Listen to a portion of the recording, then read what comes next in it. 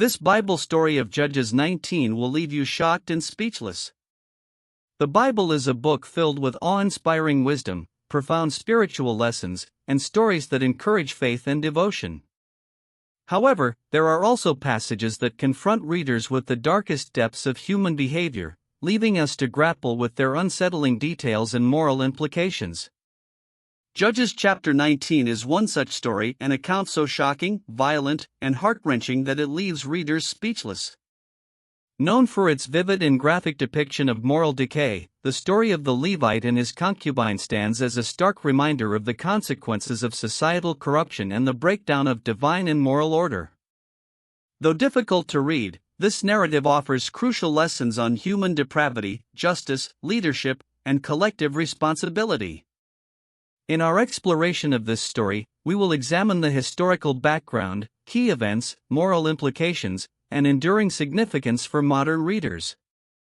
Historical and social context of Judges.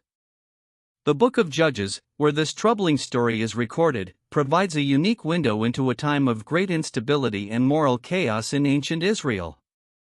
After the death of Joshua, the Israelites entered a period marked by disunity, lawlessness, and cycles of sin and rebellion. Judges 21 verse 25 summarizes this era with the haunting refrain, "In those days there was no king in Israel, everyone did what was right in his own eyes." Without centralized leadership, the nation fell into moral and spiritual decay, abandoning their covenant with God and engaging in idolatry and unethical behavior. The role of the judges was to serve as leaders and deliverers during times of oppression, but the absence of consistent, righteous leadership left Israel vulnerable to its own wickedness. Judges 19 takes place during this lawless period, illustrating just how far the Israelites had fallen from their divine calling as God's chosen people. The societal collapse is palpable, as ethical and social norms unravel, culminating in a story that depicts violence, betrayal, and the complete abandonment of justice. The characters and key events of Judges 19. The story begins with a Levite, a member of the tribe entrusted with religious duties, who takes a concubine. A concubine in ancient Israel was a secondary wife, often held in a position of lower status. While the Levite's role as a spiritual leader should imply moral uprightness, his actions in this story reveal hypocrisy and a lack of integrity. His relationship with the concubine sets the stage for a series of tragic events. The concubine, for reasons left unclear, leaves the Levite and returns to her father's house in Bethlehem. After 4 months, the Levite sets out to retrieve her, perhaps as an act of reconciliation or reclaiming his property, given the status of concubines at the time. He travels to Bethlehem, where the concubine's father greets him warmly and extends hospitality. This interaction reflects the ancient Near Eastern custom of hospitality, which was considered a sacred duty. However, after days of feasting and delay, the Levite and his concubine finally set out to return home. Their journey takes them through Gibeah, a town belonging to the tribe of Benjamin. As night falls, they seek shelter but are ignored by the townspeople, another breach of the hospitality code. Finally, an old man, a fellow Ephraimite living in Gibeah, offers them lodging. At this point, readers may sense something ominous as the narrative builds toward its climax. The breaking point, the atrocity in Gibeah. As night descends, the men of Gibeah, described as wicked men, surround the house and demand that the Levite be sent outside so they can sexually abuse him. This shocking demand mirrors the infamous story of Sodom and Gomorrah in Genesis 19, suggesting that Gibeah's wickedness rivals that of the condemned cities. Here, the old man attempts to protect his guest, a reflection of the cultural expectation of hospitality, but his response is equally troubling. In an attempt to appease the mob, he offers his virgin daughter and the Levite's concubine instead, saying, "Do with them as you wish." This horrifying suggestion reveals a deeply ingrained cultural devaluation of women, where their bodies are treated as expendable in the face of male honor. The Levite, shockingly, does nothing to intervene and ultimately allows his concubine to be handed over to the mob. What follows is one of the most harrowing scenes in the Bible. The men of Gibeah abused the concubine throughout the night, and by morning, she is left for dead at the door of the house. When the Levite opens the door and sees her collapsed body, he coldly tells her, "Get up, let us go." His lack of empathy and inaction throughout the ordeal further underscores his moral failure. Realizing that she is unresponsive, the Levite places her body on his donkey and returns home. His subsequent actions take the story into even darker territory. The gruesome response, dismemberment and national outrage. Upon reaching his home, the Levite takes the shocking and gruesome step of dismembering his concubine's body into 12 pieces and sending them to each of the 12 tribes of Israel.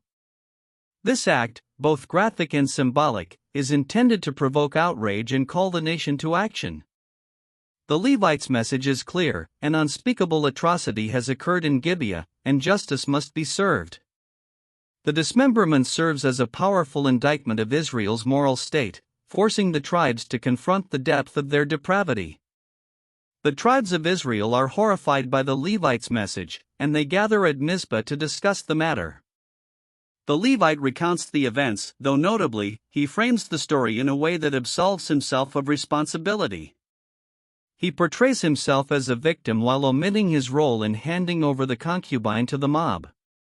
This partial account further highlights the moral ambiguity and self-interest that pervade the story. The Assembly of Israel decides to take action against the tribe of Benjamin for harboring such wickedness. However, this pursuit of justice quickly escalates into a brutal and devastating civil war. The Civil War and its aftermath.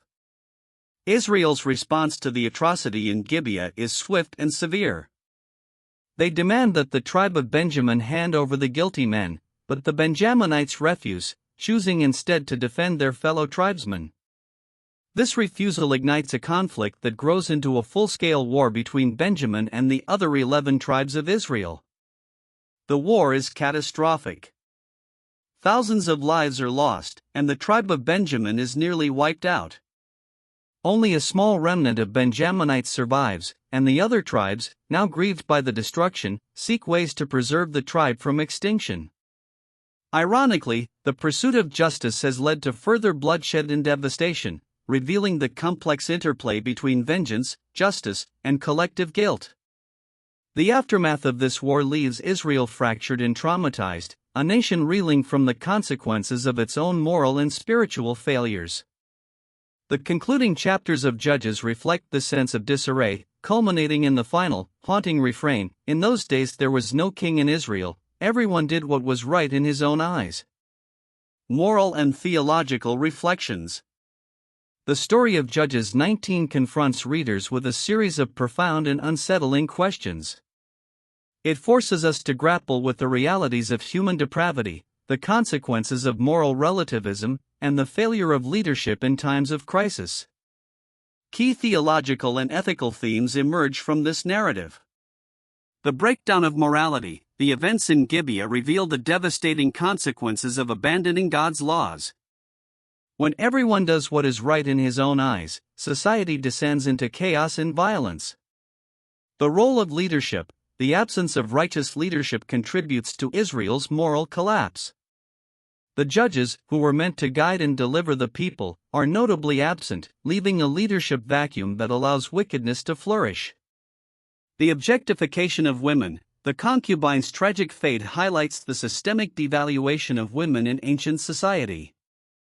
Her body becomes a tool for appeasement, vengeance, and political action, raising critical questions about gender, justice, and human dignity.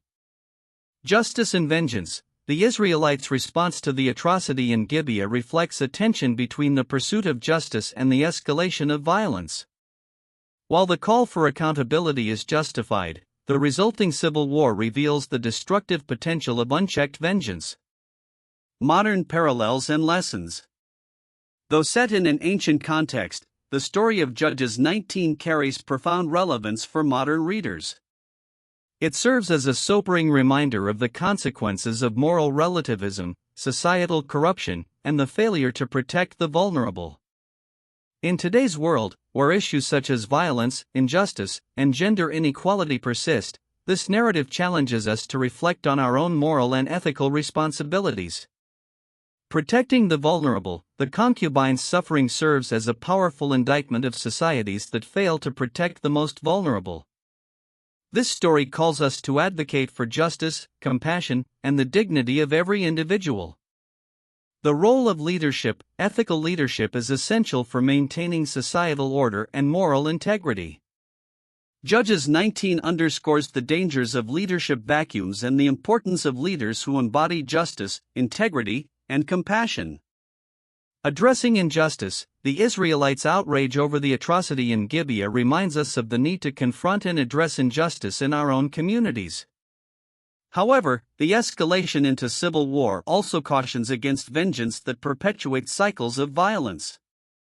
Conclusion: confronting the darkness.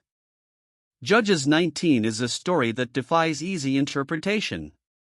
It is shocking, unsettling, and deeply disturbing, forcing readers to confront the darkest aspects of human nature. Yet, within its harrowing details lies a powerful warning about the consequences of moral and spiritual decay. It reminds us of the importance of upholding justice, protecting the vulnerable, and seeking God's guidance in times of crisis. Reflection verse: learn to do good, seek justice, correct oppression, bring justice to the fatherless, plead the widow's cause. Isaiah 1 verse 17.